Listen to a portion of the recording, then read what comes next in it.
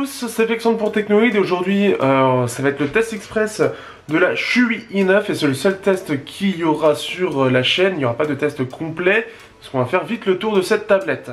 Ça m'a été envoyé par Geekmall, donc merci à eux et merci de la confiance qu'il y a parce que c'est un produit que malheureusement je ne recommande pas pour plusieurs raisons et on va voir ça tout de suite. Au niveau des caractéristiques, on aura droit à un Mediatek 8173, donc c'est un quad-core assez performant, un peu comme un Snapdragon 820 avec un PowerVR 6250, donc qui est un petit peu vieillot mais qui fonctionne encore bien. Un écran donc IPS de 8.4 pouces en 2560 x 1600 pixels avec 4 Go de RAM, 64 Go de stockage. On a droit à un port SD, un appareil photo à l'arrière de 5 mégapixels et un de 5 mégapixels à l'avant. Bien sûr un port jack, un port de charge, alors un port de charge classique, donc micro USB et pas USB-C, c'est un petit peu dommage. On a une batterie de 6000 mAh pardon, et le tout tourne sur Android 7.0 sans retouche particulière, mais ça on y reviendra pour beaucoup de raisons. Donc une tablette qui est vendue 150 € sur Geekmall, qu'est-ce qu'on peut en penser? Je vous dis ça tout de suite. Au niveau du design, on a droit donc à un design de tablette assez classique, on est toujours sur du 16/9, donc rien de particulier là-dessus. Les touches sont bien sûr tactiles, elles sont directement à l'écran. Le dos est en plastique, il aura tendance à se rayer assez vite. Par contre, on a un haut-parleur qui est très mal placé puisqu'il est ici, alors qu'il aurait pu être ici pour une diffusion du son bien meilleure. Parce que bon, si vous posez la tablette sur une table, c'est pas terrible, on y reviendra. On a ici donc l'appareil photo sans flash.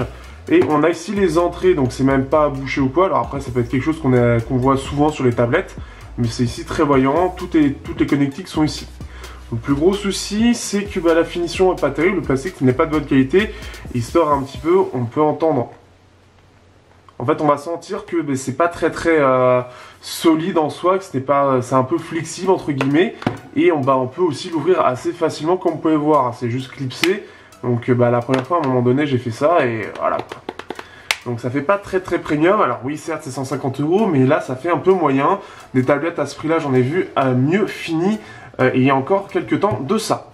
Au niveau de la surcouche, on est sur du Android 7.0, donc quelque chose de très classique. Je ne vais pas montrer parce que c'est tout à fait classique au niveau de la présentation. Donc on a le minimum avec le Play Store et les applications de base. Et le suivi s'arrête en mars. Alors, qui s'arrête en mars, en soi je m'en fous. Par contre, ce qui aurait été bien, c'est que ce soit une... en fait, il y a tellement de problèmes logiciels à l'utilisation, c'est-à-dire on n'a pas les stats de batterie, il a tendance à planter, il a tendance à ralentir. Dès que vous lancez un jeu avec Google Play Games, après il aura tendance à planter, c'est-à-dire Google Play Service va planter. Vous avez plusieurs choses comme ça qui fait que l'expérience est assez médiocre. En plus de ça, la fluidité n'est pas vraiment au rendez-vous, à part dans les jeux et dans les vidéos. Là, on peut être en 60 fps, par contre, sinon on est en 30 fps, et parfois sinon il est lent. Donc clairement, sur la surcouche, c'est pas terrible du tout. Aussi sur la partie écran, donc on est sur un écran qui est assez bien défini puisqu'en 8.4 pouces, s'il veut bien se réveiller, 8.4 pouces donc en 1600p, donc ce qui fait que c'est assez fin et ça c'est plutôt cool là-dessus. Par contre la qualité de l'écran est assez moyenne, on a des blancs qui sont moyennement blancs, qui ont plus tendance à tirer un petit peu sur le vert, les couleurs sont correctes, un petit peu, peut-être un peu terne, un peu ça, qui fait que ça n'a pas un côté très flatteur, ça donne pas un écran qui est réussi à mon sens.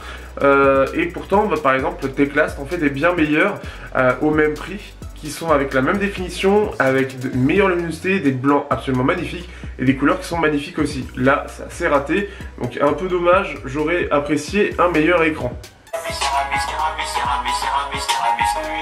Le haut-parleur qui est donc, comme je l'ai dit tout à l'heure, au dos, qui est là. Alors, en soi, il est correct, hein, mais il a rien de spécial en soi. C'est ce qu'on va retrouver sur un smartphone à peu près au même prix. Donc, le haut-parleur est mal placé. En plus, au niveau du design, c'est assez moche. Hop, allez, fixe-la, non, tu veux pas. Et c'est assez moche. Et puis, en plus de ça, le son est pas très puissant. Il est pas très bon non plus. Il est vraiment assez moyen. Et surtout pour une tablette, en général, on peut mettre un plus gros haut-parleur. Voilà, c'est vraiment très moyen. Ce qui fait que ça va être bien pour regarder des vidéos. Mais par contre, préférez beaucoup plus la partie jack qui, elle, est plutôt correcte pour le coup. Pour regarder des films ou pour regarder des vidéos. Mais c'est clairement pas avec ça. Pour la partie photo, on va faire très vite. La partie photo est totalement médiocre. La peine arrière, je sais même pas pas pourquoi ils l'ont mis, parce que c'est tellement médiocre que c'est inutilisable pour quoi que ce soit. À part si vous voulez montrer à peu près à quoi ça ressemble. Mais sinon, c'est totalement médiocre. C'est inutilisable, c'est moche, c'est horrible. La qualité photo est vraiment très très mauvaise à tout point de vue. Et même la qualité en façade est très très moyenne. C'est-à-dire que les couleurs sont dégueulasses. C'est très peu défini. Ça va permettre de faire un selfie si vous voulez, ou faire un appel du Hangout pour dépanner. Mais c'est tout. Mais c'est vraiment vraiment médiocre. Il aurait fallu juste un appel à l'arrière, enfin à l'avant, pour les selfies ou les vidéos d'appel, mais clairement la peine arrière aurait pu être totalement enlevée, ça aurait été très très bien ça en fait. Pour l'autonomie, donc là après vérification, donc on est sur une batterie de 5000 mAh, donc ce qui fait que ce que j'aurais dit en caractéristique était un petit peu à côté, enfin entre les deux pour le coup. Et c'est une autonomie, alors ce qui est bien c'est que là on n'a pas les stats batterie dans la partie batterie du logiciel, donc déjà pour avoir une autonomie il faut que je passe par une autre application. Des génies. Donc au niveau de l'autonomie on est sur quelque chose de correct, c'est-à-dire qu'en jeu on pourra faire à peu près 4 heures et après en utilisation mixte on pourra faire à peu près 6 heures, donc une autonomie correcte en soi dans la moyenne, c'est plutôt bon. Donc ce qui fait que surtout au vu du processeur qui est gravé en 28 nanomètres est plutôt performant et au niveau de l'optimisation c'est assez moyen, ça se démerde pas trop mal sur l'autonomie. Au niveau des benchmarks, alors je vais en parler très rapidement parce que c'est un test qui va aller très vite pour le coup comme vous avez compris. Et bon, vous voyez un petit peu côté logiciel. Bon, il va rien comprendre. Alors, au niveau des benchmarks sur Geekbench, on se retrouve avec un quad-core. Donc, c'est 2 cœurs A53 et 2 cœurs A73, gravé en 28 nanomètres. Et on fait un score de 1470 et 2978. Donc, un score plutôt correct qui rappelle le Snapdragon 650, qui était en soi un bon processeur. Ici, c'est le cas aussi. Sur la partie graphique, on est sur un PowerVR GX 6250 et il est plutôt bon. Alors, en benchmark, c'est pas terrible puisqu'il fait 271 frames pour 249 minutes d'autonomie. Donc 249, c'est environ un petit peu plus de 4 heures, donc un tout petit peu plus. Et 271, ça fait très peu. On voit sur les smartphones, c'est par exemple le Snapdragon 125, c'est environ 400 frames. Sauf que dans la réalité, c'est un gros processeur qui, sur certaines textures, sur le benchmark, se casse un peu la gueule. Mais dans la réalité, dans les jeux, ça va être très fluide, que ce soit sur Real Racing, que ce soit sur Hitman, que ce soit sur la plupart des jeux, ça va être plutôt bon.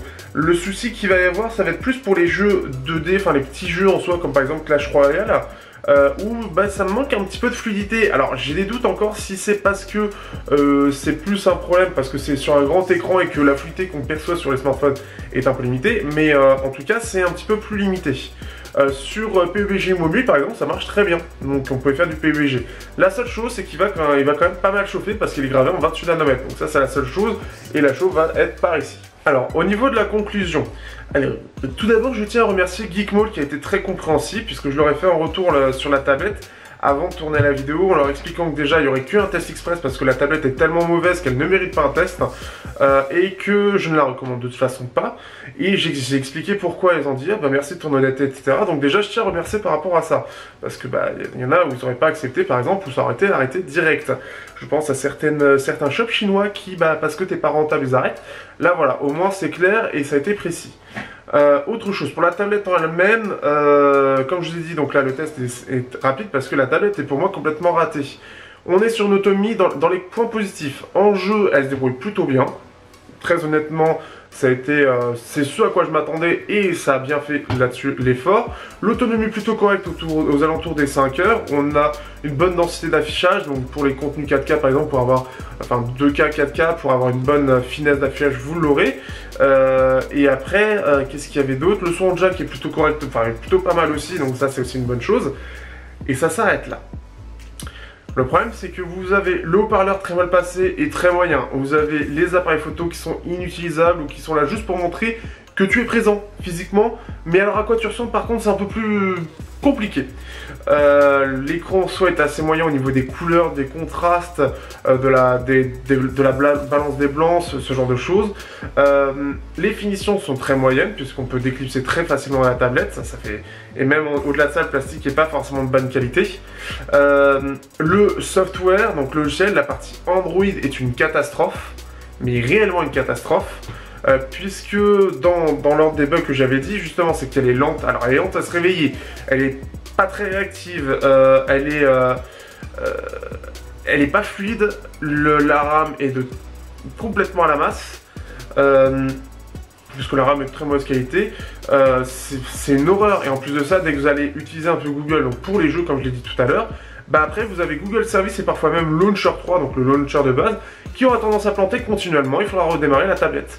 Il m'est arrivé aussi le fait que, bah, à un moment donné, il est planté tellement qu'il était tellement lent qu'il mettait plus d'une minute à se réveiller.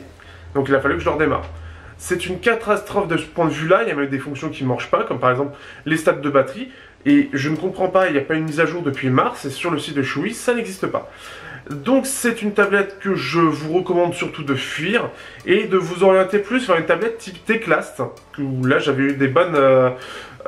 justement, enfin là ça marchait vraiment bien, c'était de bonne qualité avec des bons écrans, des bonnes finitions, et le parleur était un peu moyen de souvenir sur les modèles que j'avais testés, mais ça marchait du tonnerre pour le coup à côté. Le logiciel était très bien géré, même s'il y avait par contre aucune mise à jour, c'était de bonne qualité, ça me tournait bien, mais alors là c'est une catastrophe totale. C'est pour ça que je vous conseille d'éviter totalement cette tablette. Pourtant Chewy est pourtant bien réputé et c'est là où je suis un petit peu... je comprends pas. Donc voilà. J'espère que ce test vous aura plu, c'est le seul qu'il y aura. Il n'y aura pas de test long et il n'y aura pas de choses particulières. Vous avez vu, il n'y a rien de spécial, il n'y a pas de plan, il n'y a rien. Parce que pour moi, il ne le mérite tout simplement pas, malheureusement. Sur ce, je vous dis à bientôt pour un prochain test sur Technoweb.